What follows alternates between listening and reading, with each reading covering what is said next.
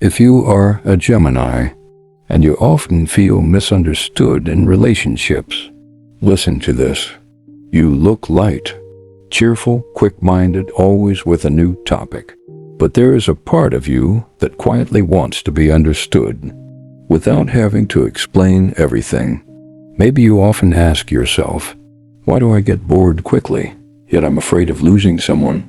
Why do I crave freedom, but also want someone who truly stays? By the end of this, you may not become a different person, but you will see yourself more clearly. And maybe that clarity is enough to make your relationships healthier. Let's start with something rarely said about Gemini.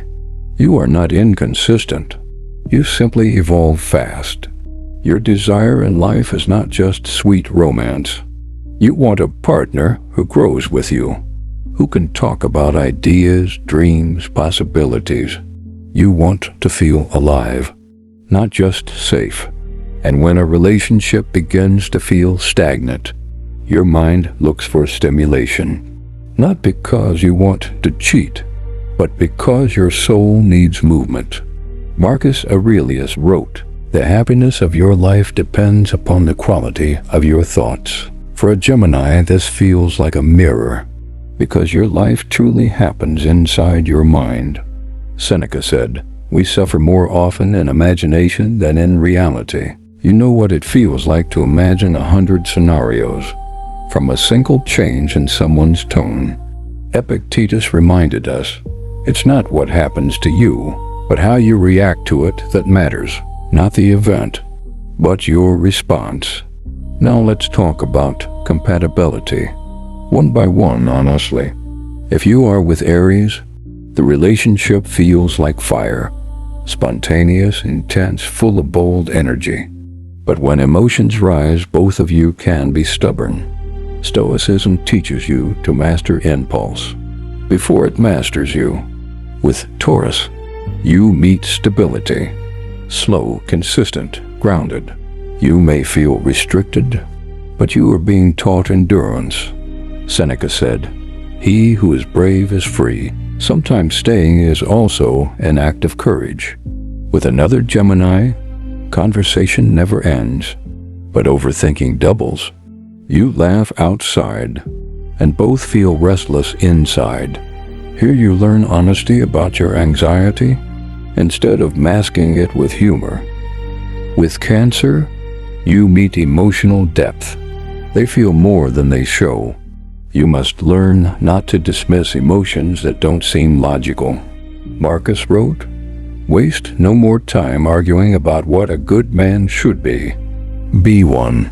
Stop debating their feelings and simply be present." With Leo, you feel appreciated. They admire your mind and words, but ego can clash. Here you learn that love is not a stage. It is a shared space. With Virgo, you face detailed analysis.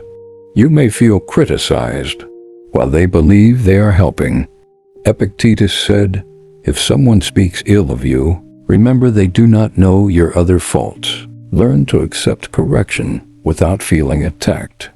With Libra, conversation flows naturally.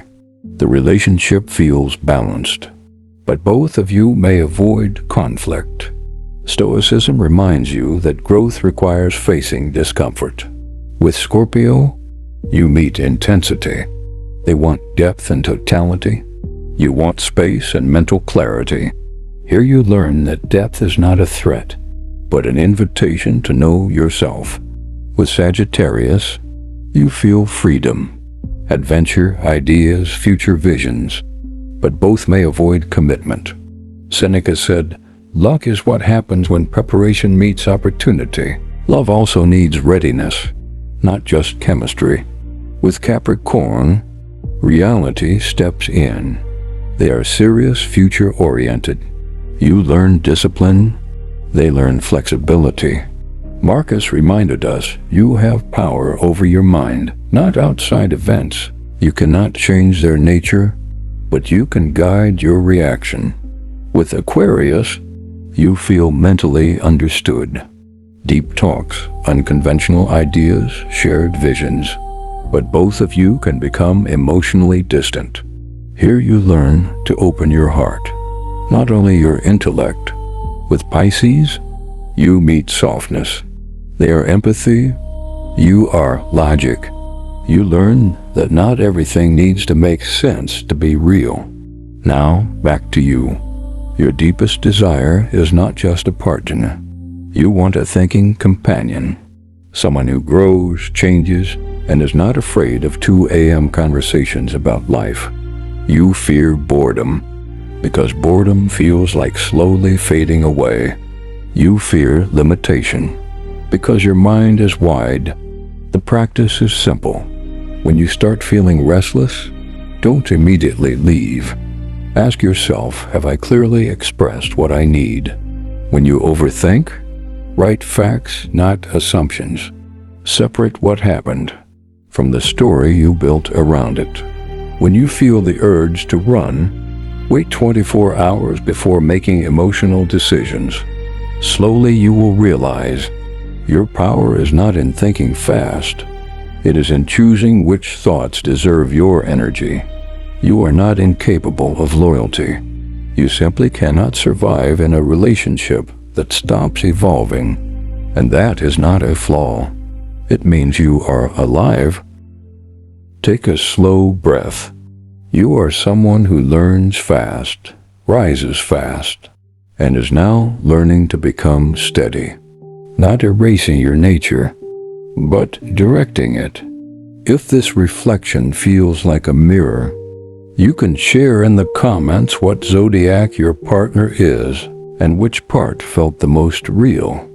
And if you want more quiet reflections like this, you know where to stay.